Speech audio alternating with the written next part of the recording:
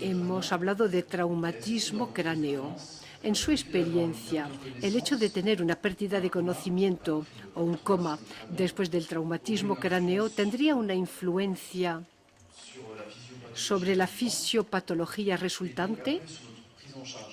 Luego, en cuanto a nuestra atención, ¿cómo proceder?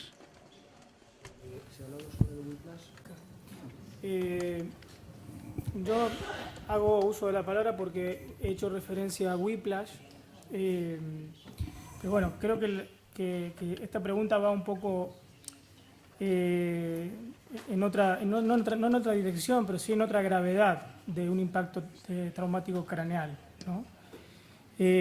Por lo tanto, no sé si el aporte que voy a hacer puede contestar a esta pregunta, ¿no?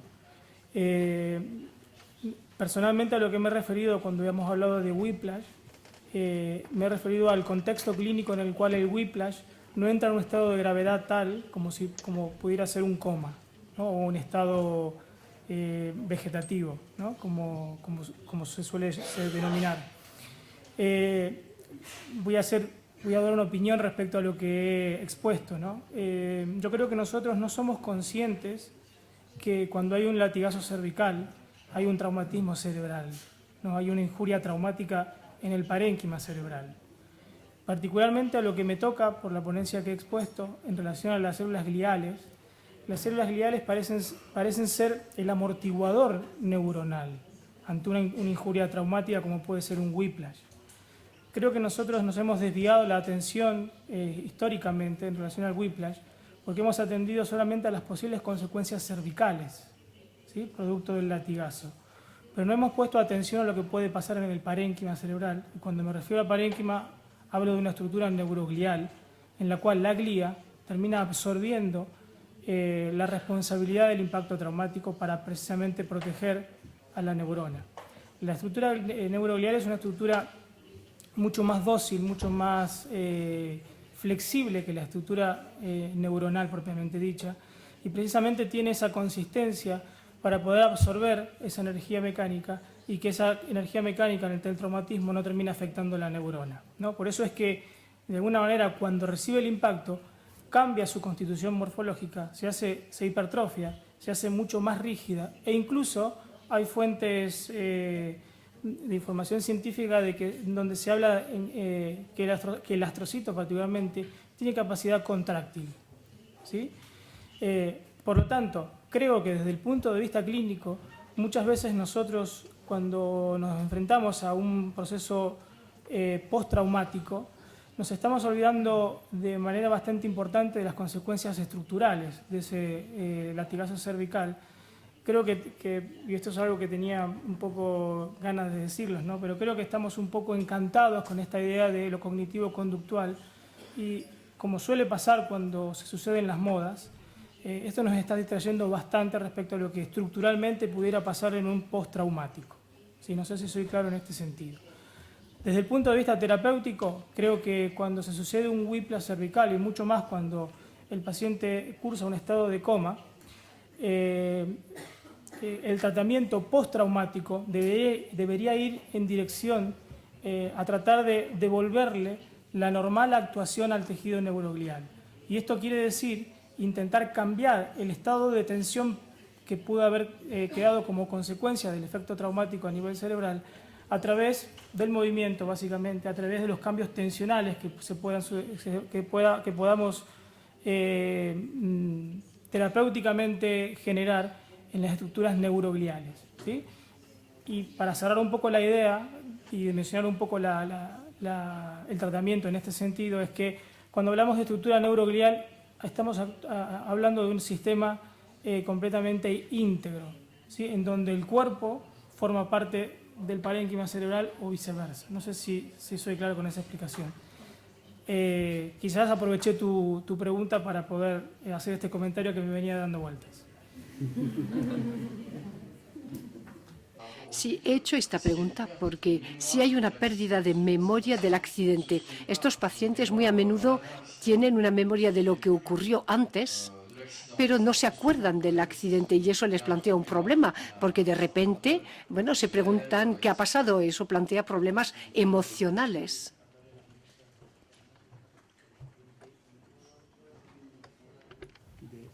Sí, el hecho de que no se acuerde del accidente. Se despiertan en el hospital y no se acuerdan del accidente.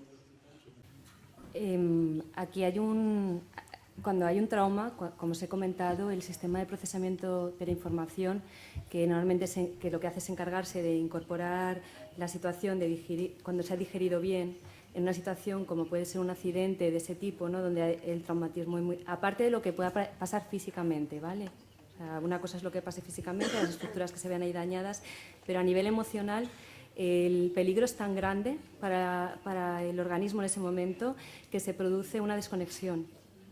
Eso a nivel del sistema de procesamiento de la información. Entonces, claro, es el mecanismo que ayuda a que el organismo sobreviva.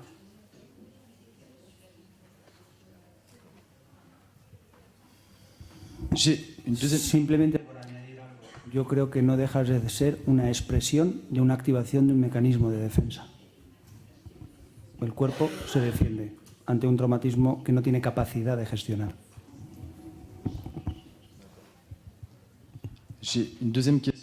Tengo una segunda pregunta para Gloria. Personalmente he hecho un tratamiento en hipnoterapia, en hipnosis. Y bueno, pues me ponían cascos con sonidos alternos. Entonces hemos hablado de EMDR. Yo le expliqué que yo tenía música en mi consulta con 2 altavoces y me dijo, bueno, existen sonidos estéreo alternos y a lo mejor para los pacientes sería mejor. Pero yo me pregunto, igual puede ser peligroso utilizar este tipo de técnicas, ya que yo no soy psicólogo. Y a lo mejor no cambiará nada en mi técnica y a lo mejor sería peligroso en mi técnica de RPG. Las investigaciones que se hacen en MDR están, como os comentaba, están muy protocolarizadas porque dependiendo de en qué situación se encuentre el paciente, la estimulación va a durar más en el tiempo o menos. Si estamos intentando reprocesar una situación, metemos estimulación larga, pero cuando estamos intentando reforzar una situación adecuada para el paciente, es necesario hacerlo corto. En los cursos que doy de fisioterapia cognitivo-conductual, voy un paso más allá cuando hablo de las técnicas y, por ejemplo, cuando hemos conseguido que el paciente visualice ese movimiento de una manera adecuada, utilizamos estimulación bilateral, pero en tandas muy cortas. Y lo que yo les comento a los alumnos es que en cualquier momento, porque después de las tandas es ¿qué te viene? Y a lo mejor dice, pues me viene que puedo moverme con tranquilidad, que me estoy moviendo bien, que me estoy moviendo sin dolor. Si le digo, ¿qué te viene? Y me dice, no sé, me viene así como una angustia, como tal, paramos. Porque podemos estar abriendo canales que levanten mecanismos de defensa. Y de hecho la técnica MDR, si no está bien utilizada, se ve que hay pacientes que pueden psicotizarse, ¿vale? O sea, en menor o menor grado. ¿Vale? ¿Sí? Okay. Gracias. Bueno, quiero en primer lugar felicitar a los 4 ponentes. Habéis hecho una exposición fantástica con temas muy bien desarrollados y madurados. Mi pregunta es la siguiente, no es una pregunta así, sino pedir una opinión al grupo en general. Cuando hablamos del dolor como un mecanismo de defensa corporal, ¿no? Como una respuesta frente a la amenaza, o cuando hablamos de dolor disfuncional en los procesos de sensibilización central, abarcamos un aspecto del dolor con los cuales los fisioterapeutas estamos muy familiarizados, ¿no? Pero me gustaría saber vuestra opinión acerca de otra faceta del dolor, que es el dolor como recompensa. Es decir, nosotros en la evolución natural de un proceso, por ejemplo, inflamatorio periférico con daño tisular y fragilidad, etcétera, llega un momento en donde los mecanismos de sensibilización tienen que reducirse. Y muchas veces para que estos mecanismos se reduzcan es necesario, o un estímulo que puede inducir esa desensibilización es el propio dolor, que activa respuestas de recompensa. Lo vemos en los animales, en los mamíferos, que se estimulan heridas, etcétera. ¿Qué opináis de eso? Porque nosotros como fisioterapeutas muchas veces provocamos dolor e inducimos analgesia por dolor. Es decir, el dolor como herramienta desensibilizante y el dolor como activador de mecanismos de recompensa. Gracias.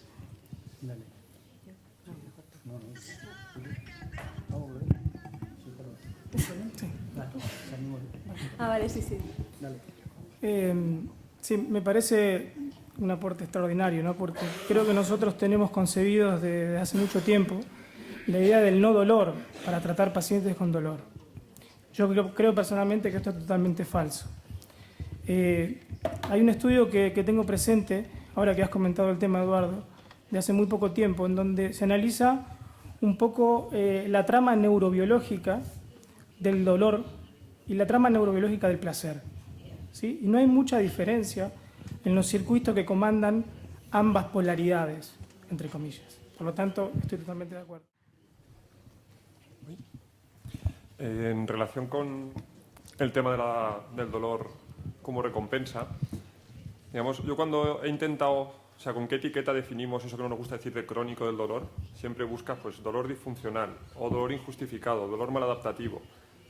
Y quería mencionar a Eduardo Fondevila, si no lo conocéis, es un fisioterapeuta muy volcado por la filosofía alrededor del razonamiento clínico, que de alguna forma me convenció que el dolor al que llamamos maladaptativo no siempre es maladaptativo para los pacientes que sufren mucho dolor. Y ahí tenemos muchos ejemplos de fibromialgia, por ejemplo, para los cuales el sufrir ese dolor no les está resultando socialmente maladaptativo, por ejemplo, o cuando hay una compensación económica muy grande, no es que la persona quiera ese dolor, pero sí que de alguna forma está apoyada en ese dolor para constituir lo que es suyo en ese momento de sufrimiento. Hay mucha gente en tema de fibromialgia, y suena un poco fuerte decirlo, que realmente la atención que recibe en relación con su dolor, atención familiar, social, no la ha recibido nunca por ninguna otra condición, quitando cuando dio a luz, por ejemplo. Entonces, realmente hay pocas razones que encuentre ese cerebro para librarse de algo que le está haciendo importante. Entonces, de alguna forma sí está recompensado por sufrir un dolor que para el resto sería un dolor disfuncional.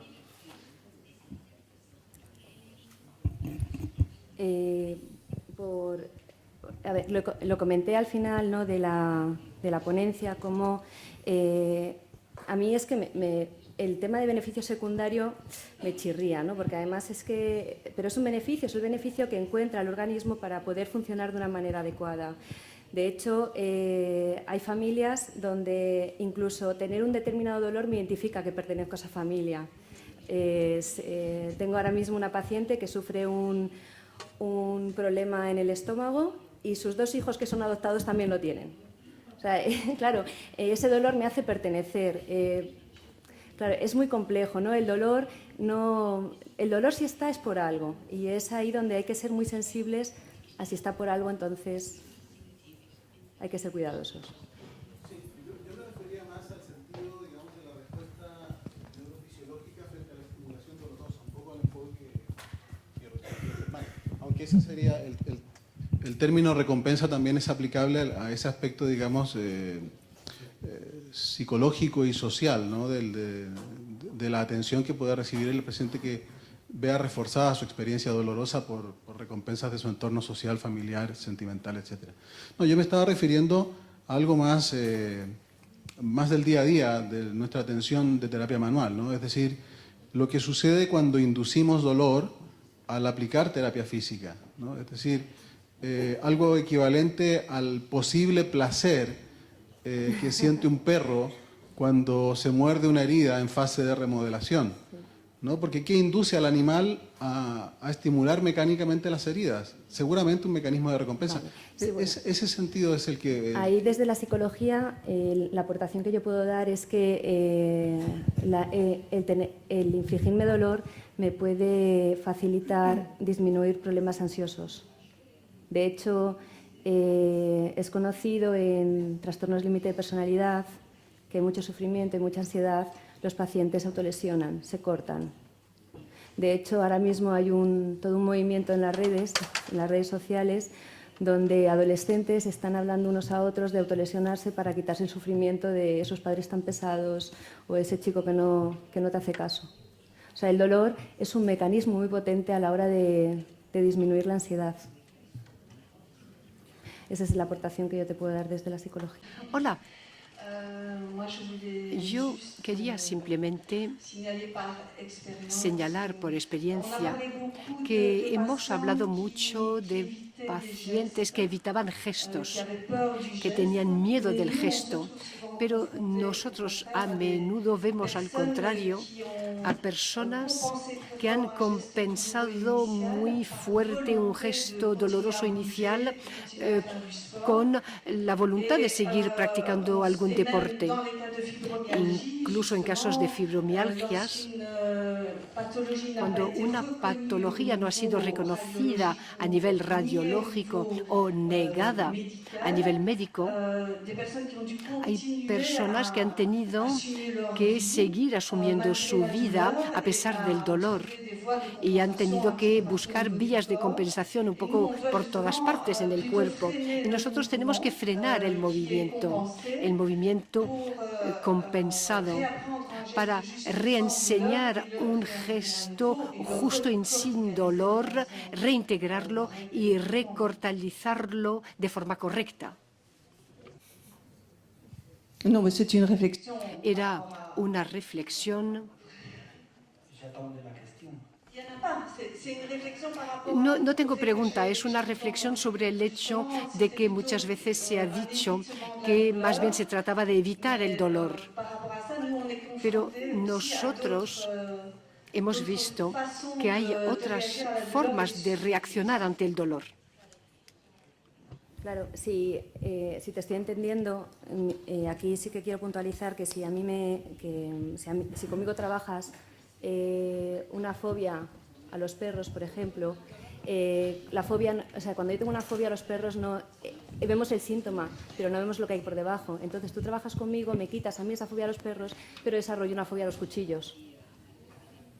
¿Me explico? O sea, si a mí me quitas el dolor de una parte de mi cuerpo, pero es que ese dolor es adaptativo porque debajo hay otra cosa que es mucho más profunda, lo llevo a otra parte del cuerpo. ¿Sí? Merci. Muchas gracias. Pude decirlo ayer y tengo la impresión de que a veces soy paranoico cuando escucho todo lo que se va diciendo, porque un terapeuta manual es un mecánico al principio.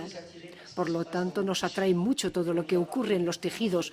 Nos han hablado mucho en este congreso de lo que ocurría en la integración mental funcional de todo ello. Mi pregunta es práctica. Cómo hemos arrancado del tejido, hemos hablado del conectivo y Philippe nos ha dicho que para que el conectivo fluya lo tenemos que estirar mucho tiempo, pero en los fascículos neuroreceptores hay receptores del movimiento y de lo estático. Entonces, planteo mi pregunta a Rubén y a las personas que hacen investigación. Yo no sé si tengo que detenerme en la postura para crear movimiento ahí donde he llegado, para crear una integración del movimiento ahí. Por ejemplo, en la elevación del hombro, le dolía el hombro en 60 grados. Bueno, he podido ganar 5 grados. ¿No es interesante crear movimiento en 5 grados? Yo lo hago en el marco del síndrome neuromeníngeo, porque imagino que el tejido se mueve, pero también la persona integra mentalmente que esto se mueve a este nivel. Entonces, me gustaría saber si hay estudios sobre la forma en la que la glía reaccionaba al movimiento. La glía reacciona también a la tensión. No puede ser una tensión constante de 8 días, por ejemplo, pero ¿durante cuánto tiempo la glía va a responder? No sé si hay estudios. Rubén, en tu práctica, ¿haces integraciones a mitad de sesión, por ejemplo? Esa era mi pregunta. No sé si podría aportar datos muy precisos a lo último que has preguntado en relación a cuánto dura el efecto sobre la glía. Lo que sí, al parecer la glía pudiera tener un comportamiento muy similar a lo que parece, y bueno, de que tanto nos ha hablado el profesor Pilar de esto, ¿no? Al fibroblasto. O sea, es una célula que constantemente va cambiando su configuración, tanto morfológica como funcional. Es decir, se adapta permanentemente a los cambios de tensiones del entorno. ¿sí? Por lo tanto, no puede haber nunca un cambio permanente, ¿no? Porque precisamente es antibiológico de que la célula quede estancada en una función determinada. La célula glial lo que hace es adaptarse permanentemente al entorno neuroquímico y al entorno mecánico, ¿sí? Por lo tanto, cuando nosotros nos movemos, por ejemplo, si yo realizo una extensión del cuello, realizo una flexión, no solamente se moviliza el estuche neuromeningio, neuroconectivo, sino también que el parénquima cerebral, la médula, el tronco encefálico también se estiran y se deforman ante ese movimiento. Por lo tanto, la glía está permanentemente captando esa información mecánica y se va adaptando sistemáticamente, ¿sí? Y por supuesto responde a nivel del procesamiento de la información en función a su estado. ¿Bien? Sería extenderme demasiado si hablamos un poco de la conexión de este tipo de trasfondo neurobiológico, quizás con cuestiones ligadas al miedo y a la evitación. Pero si yo tengo una glía que está sensibilizando determinadas neuronas, ¿sí? Tampoco va a aceptar ese tejido que sea estirado, ¿sí? Lo cual estaríamos un poco en el límite entre si el miedo y la evitación es por una cuestión de concepción, ¿no? Del contexto, o si ese miedo y la evitación es sencillamente porque se está estirando un tejido que la glía está condicionando de que sea estirado. No sé si soy claro con la explicación. En cuanto a la aplicación clínica en RPG, yo te diría que movimiento es movimiento allá donde se produzca. Es decir, de alguna forma estamos acostumbrados como fisioterapeutas, porque así se nos ha enseñado en las escuelas de fisioterapia, a medir y cuantificar el movimiento angular articular. Es decir, yo puedo medir con un goniómetro cuánta abducción hago. Pero hay mucho más movimiento que se produce por dentro, como por ejemplo el deslizamiento entre las diferentes capas de tejido conjuntivo, entre los diferentes músculos, que también es necesario que esté para que el movimiento angular sea de una buena calidad y cantidad. Lo cual yo creo que si hablamos de integrar y estamos dentro de un método global, bien, integrar segmentariamente solo puede ser un paso para integrar globalmente. Porque al final y en definitiva, la mecanorrecepción que va a llegar al cerebro va a ser de la zona que te interesa reconectar, valga la expresión, bien, pero eso lo tengo que integrar en un movimiento global de todo el cuerpo.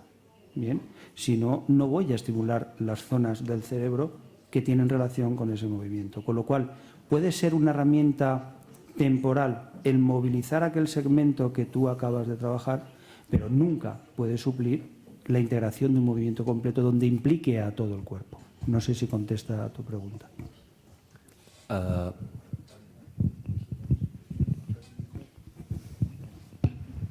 Bon, je vais parler français. Bien, voy a hablar en francés,